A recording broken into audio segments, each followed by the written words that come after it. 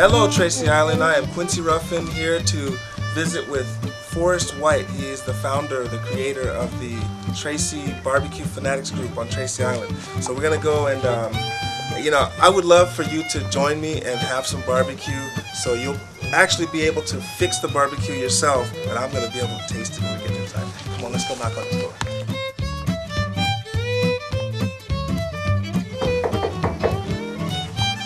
Hope he's home because I'm hungry. Hey, Forrest, how you doing? Nice to meet you. Nice to meet you. We want to go get some barbecue.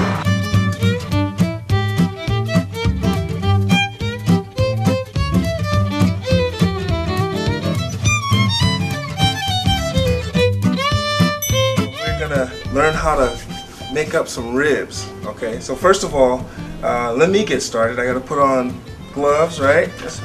Always keep it clean. Of course, when I put on the gloves, am I thinking clean thoughts?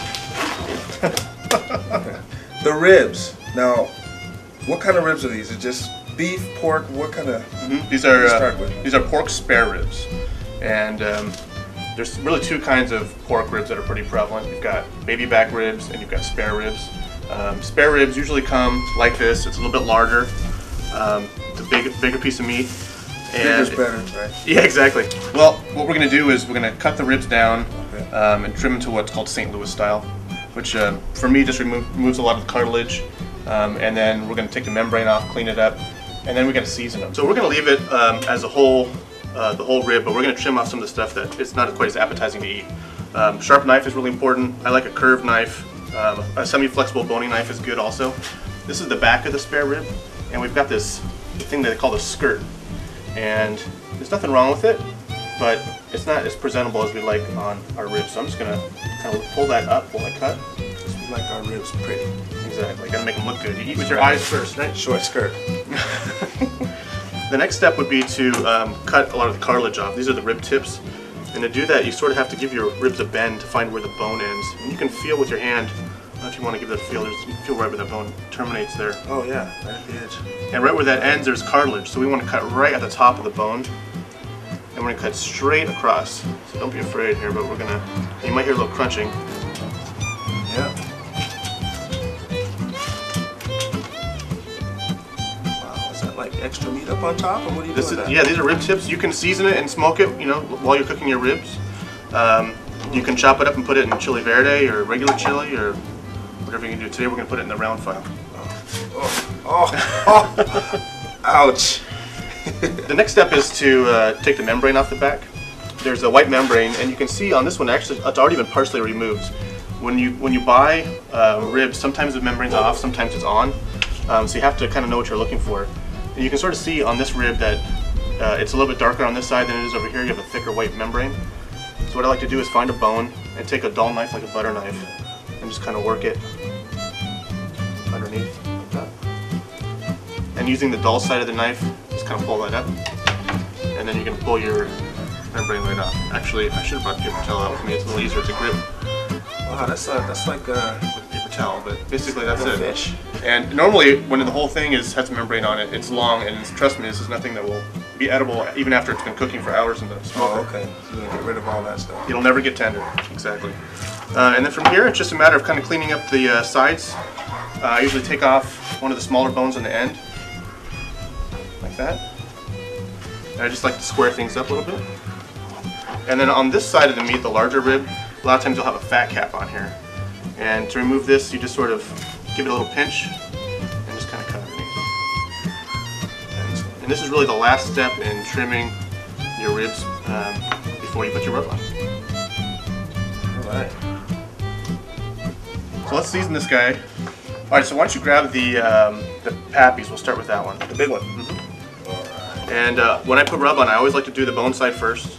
The reason for that is go ahead and start shaking it on. Alright, so my wife's always accusing me of being too gentle, too scary with the seasoning. So you tell me if I'm putting enough on there. Just to make it red. I would say more than that. More than that. Yeah, definitely. That's what you want to get it. You want to get it on there because that's flavor. That's flavor. That's flavor. I'm always afraid of over seasoning stuff. You can more than that. Yeah, I would do a little more and just try to even it out a little bit. Because when we flip it over, a lot of it's going to fall off. Whatever doesn't want to stick will just come right off anyways. Well, see, I'm doing this with my right hand. I'm left-handed. I'll usually just give this a little pat, rub it in a little bit just so it sticks, and then we're ready to switch to another rub. Actually, let's put a little bit of pepper flavor on this one. Pepper. So if you grab the one on the end there, that's Rubco Original, and this has a very strong pepper taste to it. So we'll put that only on one side. So this is the meat side. Now I do this meat side up last so that I don't have to put the meat side down. It'll kind of ruin the appearance of it. How much of that? Go ahead and just lay it on just like the patties. Lay it on there. And so this is pepper like this is spicy. It's a barbecue rub, but it's got a heavy pepper flavor to it. So it has a nice little bite to it. It pairs really well with a sweet barbecue sauce. All right. So I think we're ready to put this guy in the smoker. Excellent.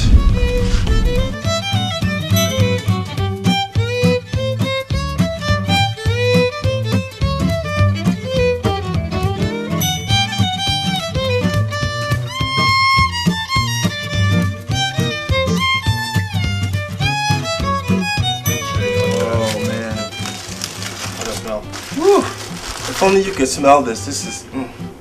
Someday, they'll have smell-o-vision. Yeah. Scratch us this screen. There you go. So I'm going to try to take this out without destroying it. Now notice the glove. There we go. Look at that.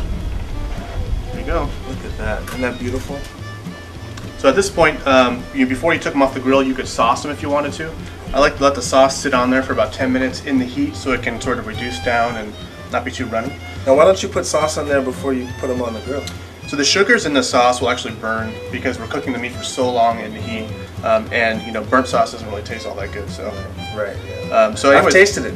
Yeah. I won't tell you how. Now you can sauce it at this point too if you like, but at this point what I would do is just slice it up and let people dip it in their own sauce.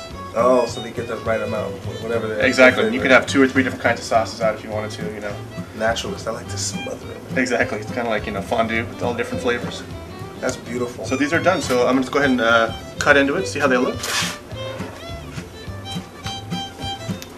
Oh, look at that. The knife just goes right through. It doesn't really need to be sharp. You could probably do it with your pinky finger. Nail sharp. Nice thing about spare ribs too is that the bones are straight and they're pretty flat, so it makes slicing pretty easy. There you can see a couple nice ribs. They call this the Hollywood cut. If you leave a lot of meat on both sides. That's good. Yep, there you go. So anyways, this is how you would just go ahead and serve it. And you can see this is the thicker part here, so we'll make sure that looks good. There you go. That's beautiful. Can you zoom in on that? Look at that. These ribs are done. Ready to eat. Have some sauce on there. It's got the brush. It's like rubber brush or something. Yeah, it's a silicone brush because you don't want to leave bristles on your food on an accident. So. And you can actually sauce by hand if you like, if you have gloves on. Either way, whatever your preference is. Wonderful. There you go.